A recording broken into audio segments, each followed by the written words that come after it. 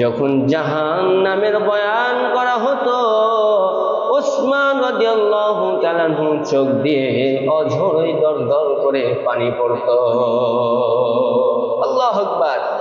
ওসমানকে ডাক দিয়ে বললেন সাহাবায়ে কেরাম সহ রাসূল সাল্লাল্লাহু আলাইহি ওয়াসাল্লাম ওসমানকে ডাক দিয়ে বললেন, ওসমান ভাই গো, তোমার সামনে যখন যুদ্ধের আলোচনা করা হয়, তোমার সামনে যখন দানের আলোচনা করা হয়, তুমি খুবই খুশি থাকো, কিন্তু যখন কবরের আলোচনা করা হয়, জাহান্নামের আলোচনা করা হয়, তোমার চোখ দিয়ে দরদর করে পানি পড়ে। এটার কারণ কি? ওসমান রাদিয়াল্লাহু তাআলা আনহু ডাক দিয়ে বললেন, ইয়া রাসূলুল্লাহ,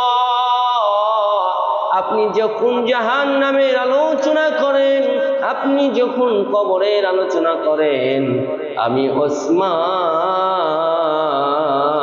ভয়ে কান্না করি।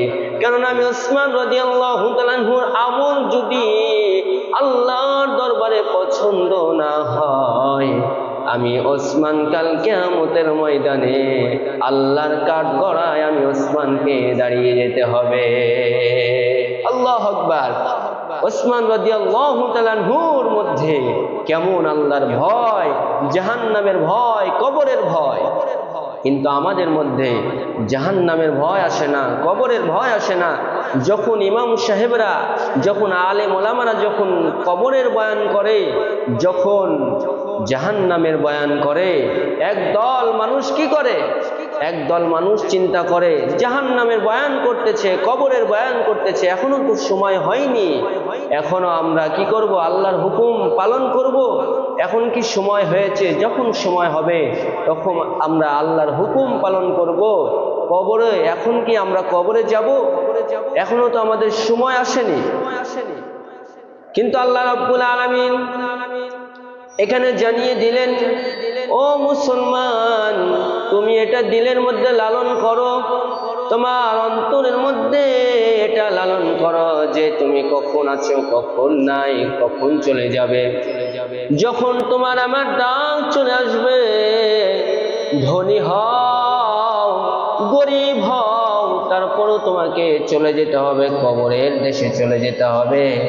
এমন একটা দেশে যাবা যে দেশে তোমার, যে দেশে কেউ বন্ধু থাকবে না, যে দেশে তোমার আত্মীয় স্বজন থাকবে না, যে দেশে তুমি যাবা সেই দেশটা এমন একটা দেশ, তোমার বন্ধু আপন হবে না, তোমার বান্ধবীও আপন হবে না, কেউ তোমার আপন হবে না। যিনি আপন হবে তিনি কে? আল্লাহ আমাদের আপন হবেন। এই জন্য জাহান্নামের ভয়ে সাহাবায়ে কেরাম রাদিয়াল্লাহু তাআলা আনহু কান্না করতেন।